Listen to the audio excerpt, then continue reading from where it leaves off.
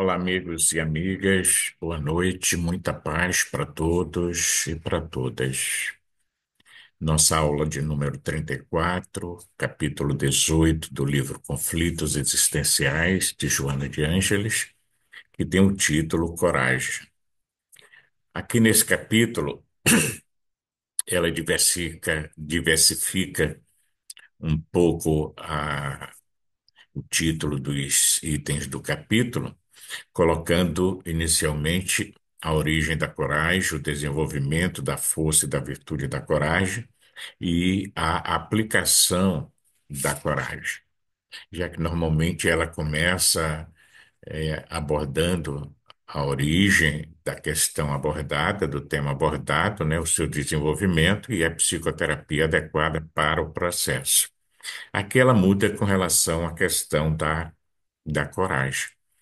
E aí, no que diz respeito a essa origem da coragem, ela vai pontuar que ela pode ser incluída, no caso da coragem, né, como sendo uma das grandes virtudes humanas, em face dos valores benéficos que ela propicia ao espírito dentro do seu processo evolutivo e a própria existência em si mesma. E que ela encontra-se radicada no ser, ou seja, na intimidade da pessoa, em virtude de experiências morais e conquistas sociais que foram realizadas ao longo do tempo nas reencarnações sucessivas, quando as lutas e os desafios apresentaram-se, exigindo, consequentemente, a sua devida solução. E é nesse processo de evolução que a gente vai encontrar as alterações de níveis que se dão a cada momento, né, a cada instante, por conta do que se foi conquistado, do que se foi realizado para que você possa, então, depois de uma realização alcançada, receber o convite da vida para um novo avanço, para alcançar um novo degrau dentro dessa escada da evolução. E esses sentimentos iniciam-se, né, como valores morais nas experiências mais simples da vida, das quais o espírito não recua nem desiste de enfrentá-las, por saber, muitas vezes, que inconscientemente, às vezes, né, elas lhe constituem recursos de crescimento interior e de valorização da vida. Significando isto dizer que, diante dos desafios existenciais, por menores que eles sejam, nós somos impulsionados por essa força interna para avançar, para vencer os desafios. Porque essa é a grande proposta, poderíamos assim dizer, da evolução. E assim vão surgindo lutas cada vez mais intensas, né, e inevitáveis entre aquilo que nós chamamos de nosso ego e o nosso self, onde o ego insiste em permanecer muitas vezes na, na, no controle da situação, recusando essas energias que são provenientes do nosso self, ou seja, da nossa essência espiritual. Então, à medida que a gente vai avançando nos caminhos da evolução, nós vamos desenvolvendo essa força interna, essa força interior. E me vem muito aqui aquela imagem da semente, quando lançada ali debaixo da terra, com aquele peso enorme sobre ela, é como se, metaforicamente, requisitasse dessa semente uma grande força, uma grande coragem para poder ir vencendo o entulho, os impedimentos que impossibilitam ou dificultam ela alcançar a luz do sol. Mas ela vai pacientemente resistindo, vencendo esse grande desafio, até que brota e consegue assim ir se elevando e vencendo outras dificuldades nessa busca constante do sol que vai lhe alimentar e lhe fazer desenvolver. Então, poderíamos pensar que nós somos sementes de Deus que, lançados na terra para o nosso processo de evolução, nós vamos vencendo essas dificuldades, esses entulhos que vão aparecendo pelo caminho, na busca incessante da luz divina, que é Deus. Ela vai nos lembrar que, inclusive, os monges, aqueles que estão habituados normalmente às meditações demoradas, buscam cumprir com um certo rigor e disciplina a busca dessa virtude, que é a coragem, para poder enfrentar justamente esse ego que é controlador, dominador e que não gosta muito de fazer mudanças. E lembra, né, que Patru Rinpoché, um grande monge, que teria conhecido, por sua vez, um outro monge chamado Geshe Ben, que lutava tenazmente com o seu ego, às vezes em voz alta, recriminando, chamando-lhe a atenção, quando percebia que o seu ego estava indo de encontro à sua vontade, aquilo que o seu self estabelecia como sendo correto, como sendo verdadeiro. Portanto, a gente vê que é uma luta interior, é uma batalha interna que se trava e que muitas vezes requer essa coragem, essa força para poder então vencer-se a si mesmo. E mais de uma vez, esse monge foi surpreendido nessa batalha com seu ego impositivo, falando em voz alta, chamando-lhe a atenção, recriminando, para que pudesse assim continuar o seu trabalho na busca da paz. Ela nos lembra ainda o grande Francisco de Assis, que depois de muitos esforços, né, ele entregou tudo a Jesus, inclusive a própria veste que trazia no corpo, e chegou um ponto de, em oração, em meditação profunda, buscando ao ouvir na alma o que o mestre poderia lhe dizer, ele justificava que não possuía mais nada para dar-lhe. E é quando, então, nessas meditações demoradas, frequentes e profundas, ele, interrogando mentalmente a Jesus, ouviu nos efolhos da sua intimidade, da sua alma, uma voz que lhe dizia simplesmente assim: Francisco, dá-me, Francisco. É interessante porque é como se aqui estivesse sinalizando como é fácil, até um certo ponto, nós darmos coisas, nós darmos aquilo que não nos faz falta, né? E podemos até, como Francisco, dar tudo o que se tem, tá? Mas o dar-se, aí as coisas complicam um tanto mais. E é esse dar-se que vai caracterizar essa excelência da força de coragem para você perseguir aquele ideal de autoconsciência, de autolibertação no seu mais alto nível. E é interessante a gente pensar que esse dar-se a Jesus aqui de Francisco é aquele trabalho que a gente busca fazer no dia a dia de autoconhecimento, de autoburilamento, de autotransformação, na busca da nossa autotranscendência. E como é difícil nós renunciarmos a determinados apegos que ainda trazemos conosco, seja de pessoas, de coisas, né? Ou até mesmo de características que nos são particulares, nos são pessoais, para nos doarmos integralmente. Eu acho que Paulo alcançou isso de uma forma formidanda, ao ponto de chegar já lá para o final da sua existência e dizer, né, que já não era ele mais que vivia, era o Cristo que vivia nele. Significando, então, que ele doara-se integralmente, ele não dera coisas, ele dera a si mesmo por amor ao Mestre. E assim a gente vê os primeiros cristãos e até hoje os cristãos novos, aqueles que dedicam a vida ao Cristo, dando-se, doando-se integralmente.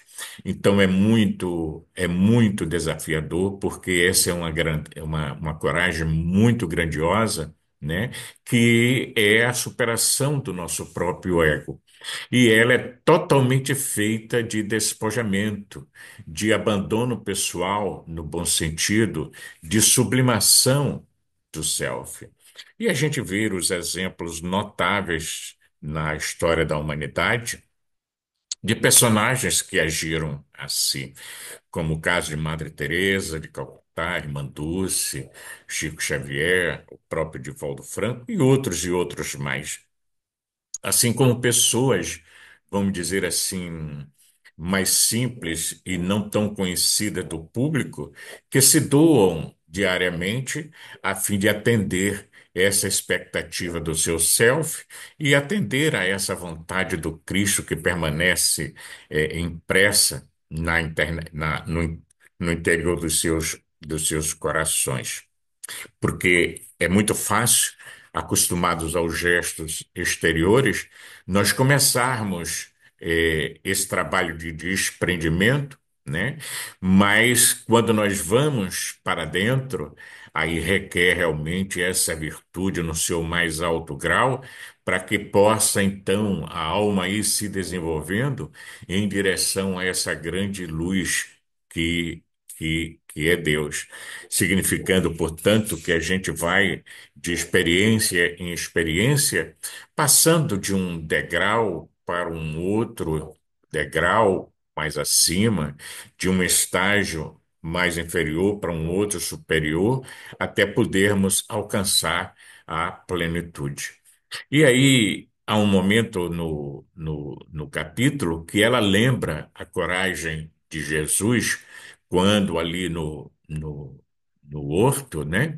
E durante toda a sua vida desenvolvendo a sua tarefa, e a falta essa coragem que ele possuía em abundância fez, por exemplo, para Simão Pedro, para Judas. No caso de Pedro, ela lembra e ele se acovardou diante de transeuntes que o identificavam como cristão, faltando-lhe a coragem para assumir essa responsabilidade. E, e é interessante, ela lembra ainda esse personagem, o Pedro, quando ali no horto, diante da prisão de Jesus, ou no Jardim das Oliveiras, melhor dizendo, vai então desafiar o soldado Malco, cortando-lhe a orelha. E é interessante que nós outros olhamos assim e dizemos, né? Poxa, Pedro foi corajoso, enfrentou os soldados romanos para proteger o mestre, portanto, portador de uma grande coragem. E sim, mas uma coragem exterior. E aí Joana pondera que muitas vezes esse tipo de coragem é uma manifestação, uma expressão muito intensa do medo que trazemos conosco e da impulsividade não devidamente controlada. Porque enquanto Pedro agia assim, Jesus, que era vítima, estava calmo, tranquilo, lidando com a situação de uma forma completamente serena. Mas esse mesmo Pedro que age assim no início, lá no final, vai se agigantar, né, como possuidor dessa virtude, dando-se integralmente ao Mestre, até mesmo no momento da sua morte em Roma. E ela também vai nos lembrar um outro personagem do Evangelho, que foi Judas, tá? Que não possuindo essa coragem bem aprumada, bem desenvolvida, e que aguardava dentro das suas ilusões um triunfador em Jesus, né? Não teve a coragem suficiente para superar-se, traiu-se a si mesmo dentro daquilo que ele havia proposto seguir como norte de vida e acaba traindo a Jesus. E mais adiante, numa tomada de consciência, percebe o erro que foi cometido, mas ao invés de desenvolver essa coragem para poder enfrentar o desafio que tinha pela frente, que era o da traição e o de ser mal visto pelos seus companheiros, né? Ele mais uma vez se equivoca e não tendo a coragem suficiente para enfrentar esses acontecimentos, acaba também traindo-se outra vez e comete o suicídio. Então veja que aparentemente, no sentido externo, às vezes a pessoa pode estar imbuída de uma coragem que a gente poderia chamar de uma coragem externa para fazer o que ela faz. Quando dentro desse processo da nossa autoiluminação, é necessário a coragem interna para que nós possamos vencer não os inimigos de fora, mas os inimigos que trazemos dentro de nós mesmos. Então é indispensável para o indivíduo cultivar os sentimentos do dever bem cumprido, né, como sendo essenciais para o desenvolvimento da coragem, para que possa, assim, com a consciência tranquila, enfrentar qualquer situação que se lhe apareça pela frente. Porque é munido com essa coragem interna que vai desenvolver forças para os enfrentamentos e apoiando-se, consequentemente, nos valores transcendentes de que já traz consigo, norteando o seu desenvolvimento intelecto moral. Então, é por isso que a conquista realizada, quando realizada, faz com que surjam novas áreas para serem então desenvolvidas e ampliadas, possibilitando assim mais valiosos empreendimentos. E a coragem moral, consequentemente, dispensa circunstâncias relevantes. É um valor que perdura, que permanece no indivíduo sempre vigilante para realizar o mistério que lhe diz respeito dentro da sua existência. Dessa forma, a virtude da coragem ela tem lugar no momento em que o indivíduo liberta-se, afirma Joana, da proteção familiar, né, da segurança do lar, atravessando os diferentes períodos da adolescência, entrando na fase adulta, tendo que assumir responsabilidades e seguir seu caminho a sós. Então, isso requer, de uma certa forma, uma coragem muito grande, porque é você desprender-se de toda e qualquer dependência para poder caminhar com seus próprios pés. Não que não seja importante o apoio familiar, o apoio de amigos, mas aqui sinaliza aquela oportunidade de crescimento, não somente biológico, mas psicológico, emocional, intelectual, financeiro e assim por diante. Já que muitas vezes o indivíduo se desenvolve biologicamente, mas permanece em termos emocionais, em termos psicológicos, na infância ou na dependência de outros. E quantas vezes a gente vê na fase adulta, pessoas com essa dificuldade de lidar com essa independência para seguir a sós, sempre agindo como uma criança, dependendo, digamos assim, de segurar as mãos dos pais ou dos cuidadores para proteger ou para ampará-lo, para que ele possa continuar crescendo. Dessa forma, a autoconsciência ajuda cada vez mais a compreender que se torna necessário a gente discernir para poder acertar. Insistir naquilo que se propõe realizar para poder alcançar o êxito, onde às vezes as derrotas ou os ditos fracassos fazem parte do aprendizado para que a gente aprenda a fazer melhor da próxima vez. Dessa forma, trabalhar com bastante dedicação para alcançar os propósitos escolhidos, dispondo-se muitas vezes a errar quantas vezes forem necessárias e repetir a experiência para perder aquela ingenuidade para adquirir assim maturidade em todas as dimensões do seu ser. Então, é importante que a pessoa, dessa forma, vá aprendendo a vivenciar decepções que nascem das ilusões cultivadas, para compreender assim a realidade na qual se encontra situada, mantendo, consequentemente, a coragem de não desanimar, de não desistir e entregando-se pouco a pouco à autocompaixão ou até mesmo à depressão, como sendo uma fuga da realidade que ele visita no momento da existência atual. Portanto, é necessário coragem para analisar com tranquilidade cada fase da nossa existência física como parte do processo de crescimento inevitável que acaba culminando na morte orgânica, incapaz de extinguir a vida.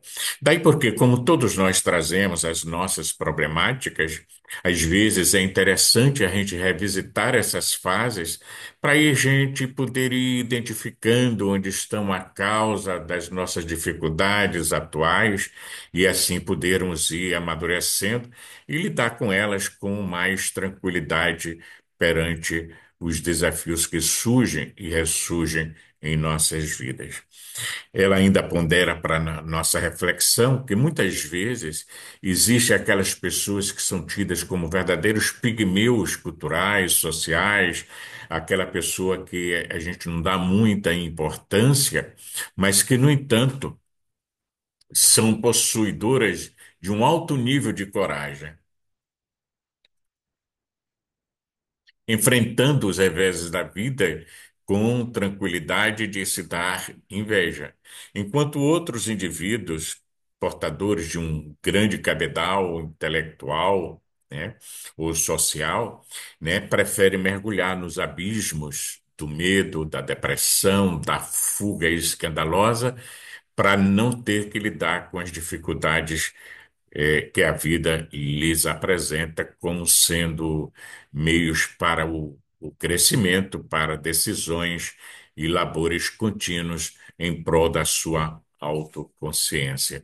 Então é importante a gente considerar que ela independe da condição socioeconômica da pessoa, da posição intelectual da pessoa, porque é algo que você vai desenvolvendo internamente, independente dessas condições externas, né?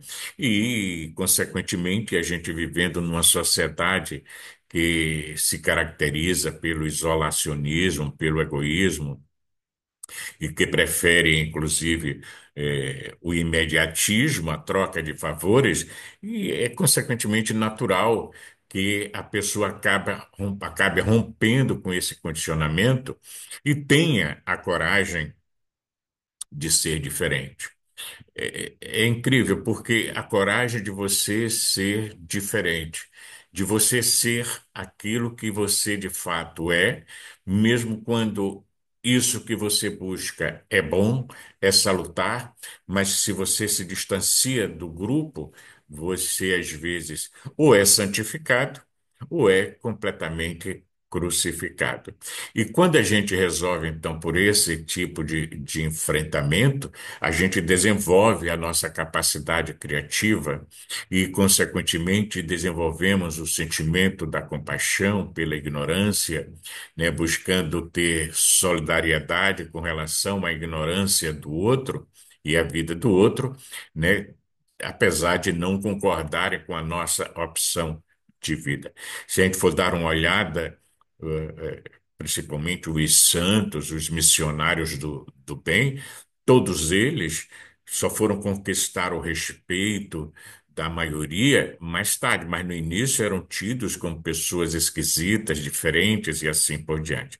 E nós, no menor grau, né, dentro da conjuntura familiar e social em que nós vivemos, às vezes isso também acontece numa escala bem menor, como sendo um treino para que nós mais tarde possamos então enfrentar os grandes desafios. Portanto, a coragem de lutar, ela não espera compensação de qualquer tipo, de qualquer natureza.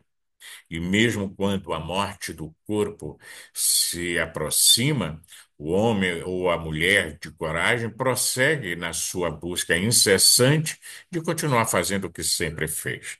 Isso nos lembra Francisco de Assis, mais uma vez, que capinando o jardim da sua igreja, e o Frei se lhe aproxima e pergunta: Pai Francisco, se o senhor soubesse que iria morrer hoje, o que o senhor faria? E Pai Francisco medita um instante e lhe responde: continuaria capinando.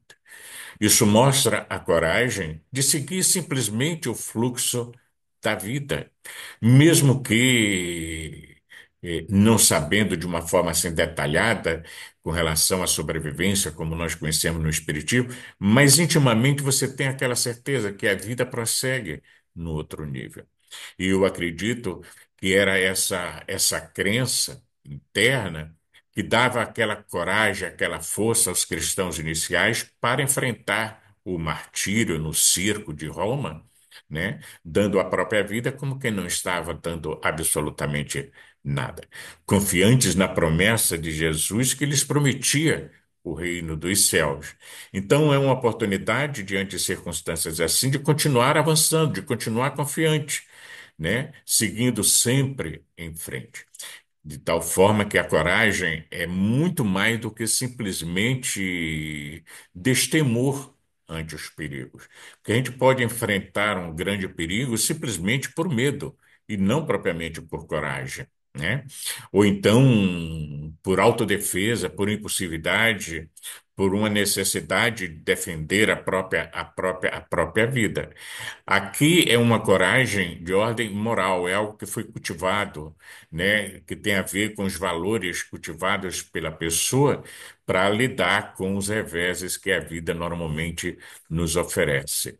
Daí porque muitas vezes a gente pode encontrar pelos nossos caminhos, né, pacientes, afirma Joana de Ângeles, que demonstram uma grande coragem diante das doenças devastadoras que lhes possui o corpo, enquanto que outros, por questões menores ou doenças não tão avassaladoras, se deixam desesperar de uma forma incontrolável. Merece, portanto, as duas atitudes algumas considerações, porque, no primeiro caso, daqueles que enfrentam a situação com calma e tranquilidade, nós vamos encontrar uma fé na pessoa, pode ser uma fé com relação à vida, pode ser uma fé de ordem religiosa, não importa. Mas também a pessoa pode ter uma grande resistência orgânica e uma menor sensibilidade para as dificuldades, para as dores que se tornam acerbas, e com isso lida melhor com a situação. E no caso daquelas que se desesperam, muitas vezes não há essa força interna, como no primeiro caso, porque às vezes a pessoa cheia de conflitos emocionais, cheia de dificuldades para se compreender, para se aceitar, acaba se desestruturando em termos emocionais e com isso favorece uma amplidão, digamos assim, da dor que lhes visita. Lembremos Jesus quando ele diz, né, vinde a mim todos vós que estáis aflitos, né, e que eu vos aliviarei. Significando dizer que quando nós estamos sintonizados com os seus ensinos e desenvolvemos essa fé raciocinada, como queria Kardec, nós temos essa robustez para poder enfrentar as dificuldades e a dor se torna mais amena.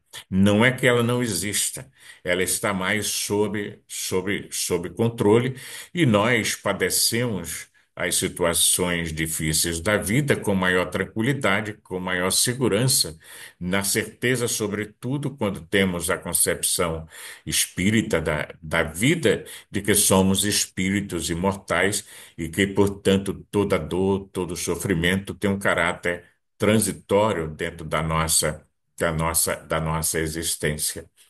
E quando o indivíduo reconhece-se como vítima ou identificando-se como vitimado circunstancialmente por alguma coisa que lhe ocorreu, a coragem moral acalma as reações orgânicas, tranquiliza as emoções, né?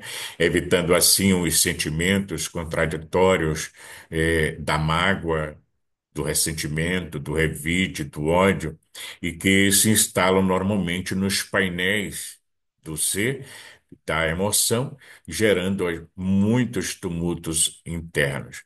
Então é preciso essa coragem para poder compreender, para poder perdoar, para poder ter compaixão pelo outro. Saber também aceitar o insucesso como uma experiência necessária para assegurar uma futura vitória e que lhe possibilita, consequentemente, o estímulo, a coragem para novas tentativas, para novas buscas, porque, afinal de contas, essa é a dinâmica do sistema educacional da vida. Aprendemos através do erro e do acerto. E à medida que a gente vai considerando a nossa fragilidade pessoal, vamos tendo em vista a vigilância, o controle, e aí vamos dispor de um comportamento mais aberto e estável de harmonia diante dos infortúnios que nos visitam e das alegrias que ocorrem no transcurso da existência de qualquer pessoa. Assumir a própria identidade pessoal, evitando aquela conduta chamada de conduta espelho, que reflete normalmente os outros em detrimento de si mesmo. Propicia coragem para você seguir com ânimo forte na busca dos seus ideais. E aí surgem as manifestações secundárias da coragem, como servir sem preocupação de encontrar-se bem no contexto social. Você serve pelo prazer de servir, de fazer aquilo que é conveniente em detrimento daquilo que deve, adquirindo harmonia interior que resulta do fenômeno da consciência tranquila. Daí porque às vezes confunde-se a coragem com intemperança, com agressividade, com intempestividade, que são, não poucas vezes, reações do medo expresso ou disfarçado de coragem.